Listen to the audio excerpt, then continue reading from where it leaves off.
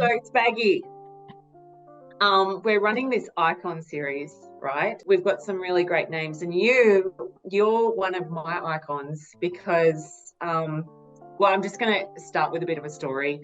When I started playing for the Australian team, I was 16 years old, or I think I was 15 when I went to my first camp, and you were one of the kindest, most beautiful humans to me. You just took me under your wing. You wrote me letters. You called me on the telephone, like the home line, just to make sure I was okay. And you made that transition into the national team for me so easy. So what I want to say to you is thank you for that. And why are you so kind? Why are you so supportive? Because a lot of people were not like that. Yeah. In fact, pretty weren't. Well, I made the team at 18, not at 15. You were this really special player coming in, and look, I felt really included. I had the Patty Mickens, the Jenny Cheeseman, Julie Nichols that really took me under the wing when I came in, and it really helped my transition because at that age you kind of you have those insecurities. You just thought, oh, do I belong here? And it was just, it was just nice. And that's what I always said. This is what we do. As we get older, we pay it back, especially at this highest level. And it can be quite daunting, but they just gave me the confidence in there to just go and be myself. And really, that's what I did to you and anyone. Now, I know other players, I did the same, and I just wanted to make it an easy transition for them.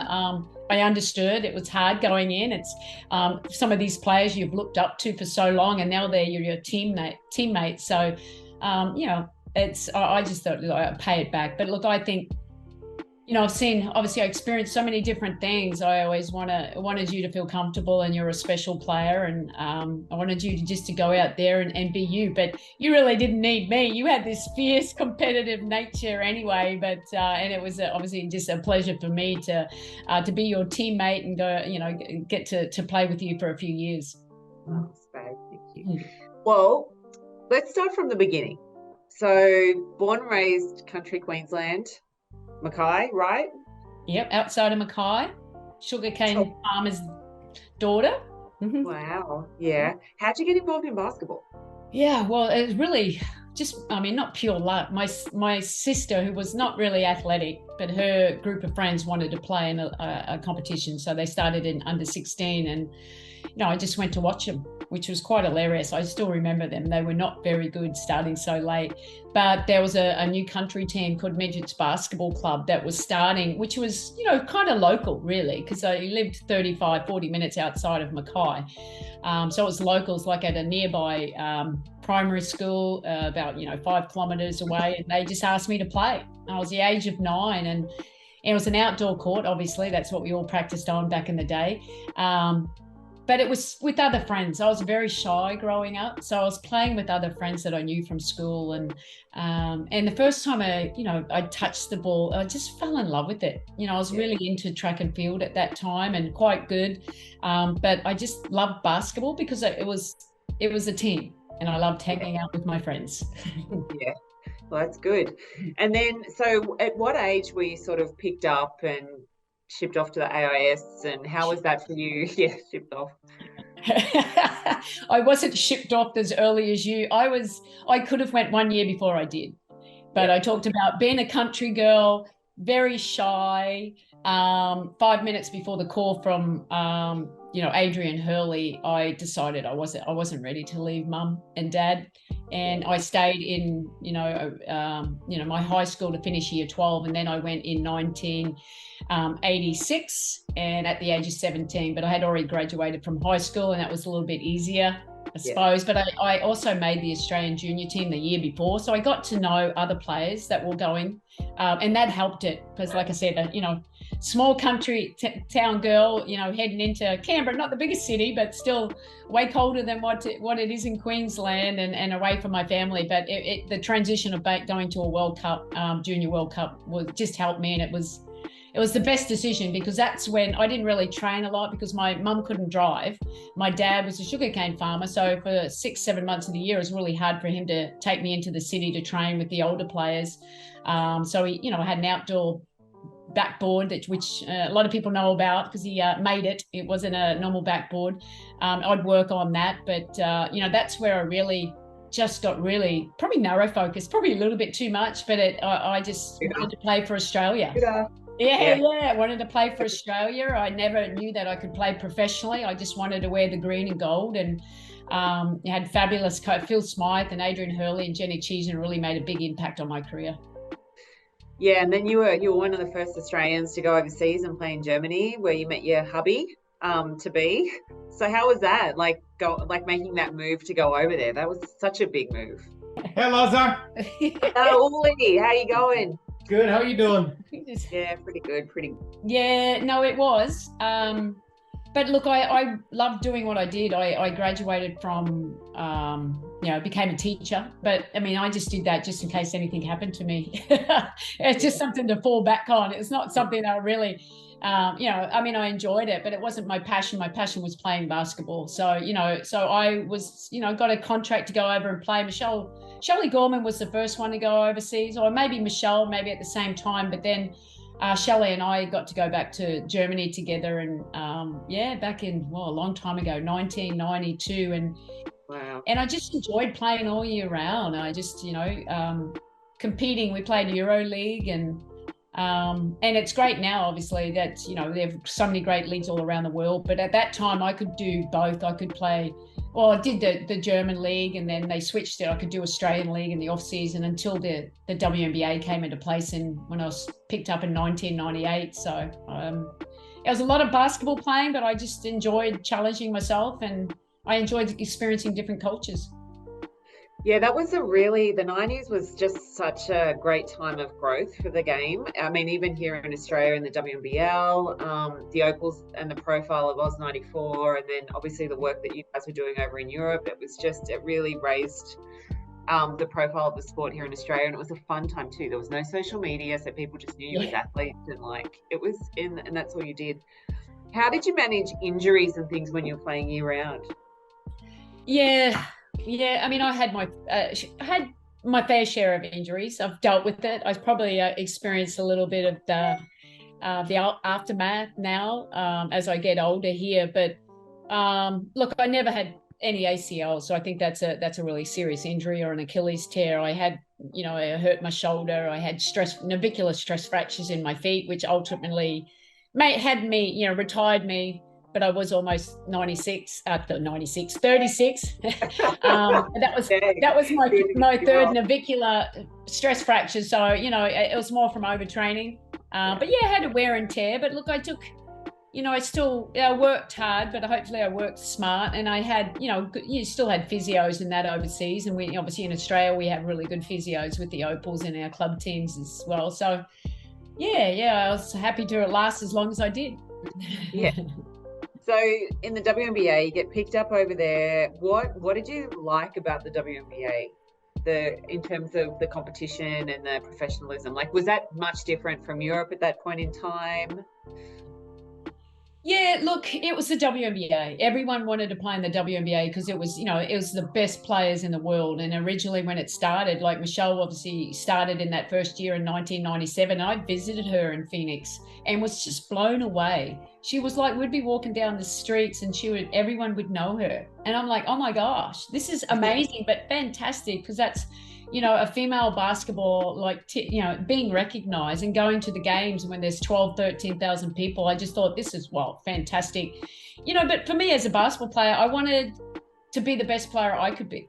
So I suppose to do that, you wanted to compete against other best players in the world as well too. It was never about being better than somebody else. It was having the opportunity, can I compete with these? And my rookie year was the age of 30. So I had a few years left in me before injury called time on my career. But I got to play 5 years in the WNBA and really, really enjoyed it. I enjoyed playing regularly, 3 to 4 games a week. I mean, that was tough, but it was enjoyable. It was tough when you're going all year round, but that's what most players do anyway. So I was, I think it just made me a better player. And, I think the experience, it helped. And, I was ready to retire near the end because I was really, I had ticked off all the things I wanted to do in my career. Yeah. Obviously didn't win the gold medal like you, but had ticked off, I thought, this is it. I've got the best out of what I could do. I've had a great journey, and now it was time to transition into the next thing, which I knew I wanted to be a coach.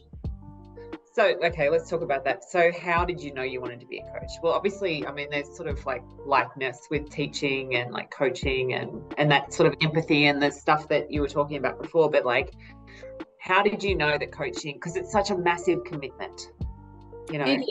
It is. I think players that retire and then go into coaching are probably surprised at how much it goes into it. But look, I was obviously in a relationship with a coach. Married a coach and got to see the ins and the outs, but I was a kind of player that I'd sacrifice a lot of things just so I could prepare for the all the games that I played in the best way. I missed families' weddings, I missed holidaying, or friends are having fun, I need to go work out, but that it wasn't a sacrifice for me. It was something I wanted to do because it was a passion. So I suppose it was a passion, even though, I couldn't play my body was telling me I couldn't play anymore. It was just the thing that I wanted to do. And people often say, what do you prefer, coaching or playing? And I said, that's a hard thing because it's really different. Individually, it was great. The camaraderie that we had, I really miss that. So some of my best friends are former Opals players, Rachel Spawn, Alison Tranquilli, Lauren Jackson, you name it. So I love that part of it, but I love coaching too, just trying to bring 12 players together to be the best team that they can be. It's a challenge, and I've learned a lot of things along the way, and I'm going to continue to learn, just like a player. I think with all experiences I'll get better and better. I know I'm not always perfect, but my harshest critic, but it's more about, trying to do the best that I can be every single day. Yeah. So you've coached, I mean, look, you coached Phoenix, you've now with New York, you've coached the Australian team. You've sort of touched on it, but what inspires you to, I guess, keep doing it? Like, it is a grind. And this is what I can't understand, right? When I retired from basketball, I was like, get me away from basketball. I don't want to be a coach. I don't want to be anything like that. Like, it's such a grind, like mentally and physically, and you're traveling all the time, and you've got your family, the juggle, everything else. How do you keep motivated? I love it. When shit falls apart, Yeah. Well, look, I do love it. Look, I think the hardest time I've ever had in my coaching career was last year at Tokyo. And like, I don't speak about it, I do a little bit. I mean, some of the things, everyone knows what happened. It wasn't, but not everyone knows the whole story either. You can tell it right now if you want. Yeah, no, it was, the the list thing, and you can't prepare for a major tournament without preparation. We had 1 week to prepare. It wasn't ideal, and I realized you're a part of it this year. You saw how much I put into the culture, because that's so important. And because of COVID, I suppose we let it slip a little bit. We try to do as much as we can, but sometimes you just need the right people. But Steph Talbot, I was really happy for her to get the success that she did at the World Cup, because I think it's like people realize how important she is. But I think people forget that she really wasn't in Tokyo with us because she was injured.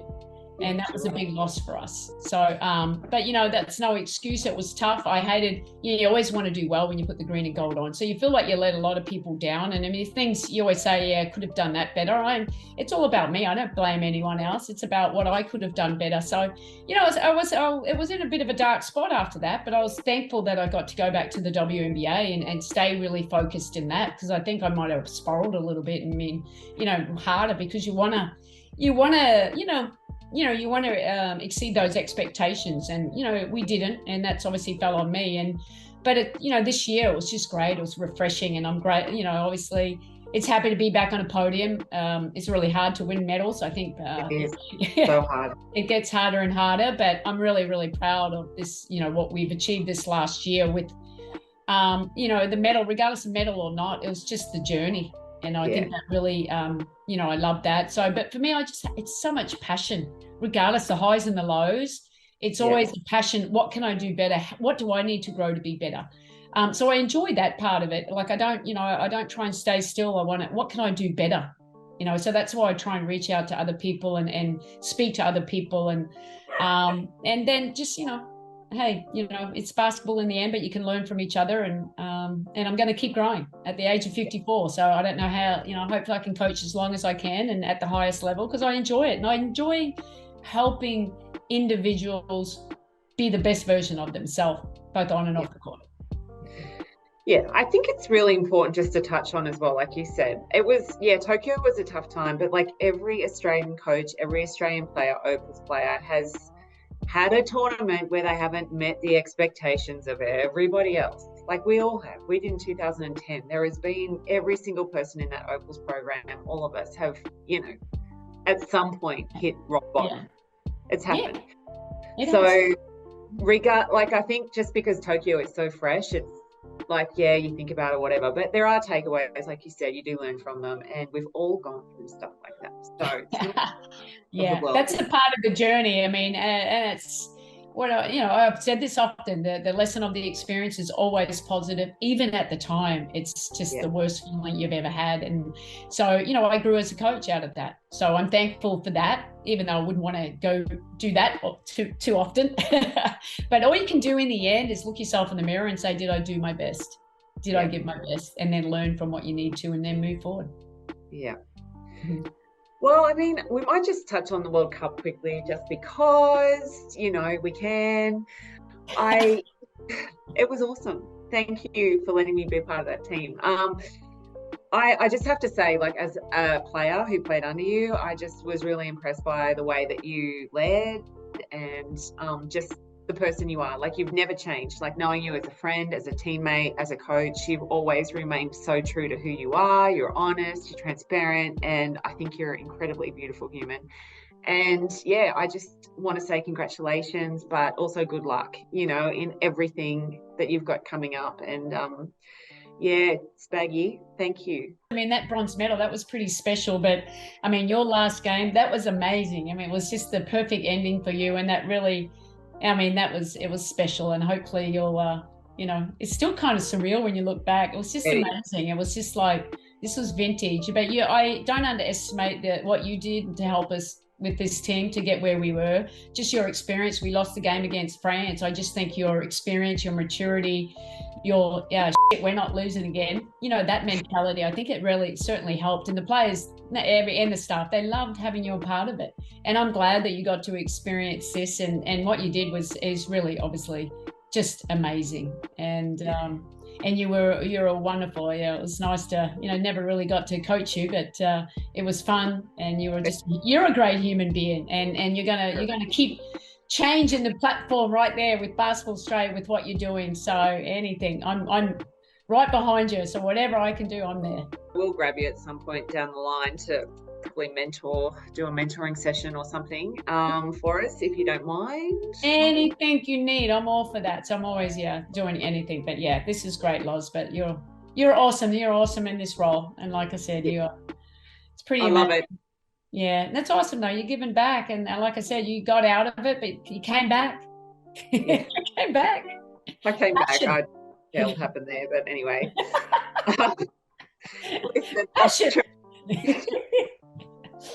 I'm always available, whatever you need me for. So, honey, I'm there. All right, you're the best, and I love you, and thank you. You're the best. Okay, thank you, mate. Take care. Bye, guys. See ya.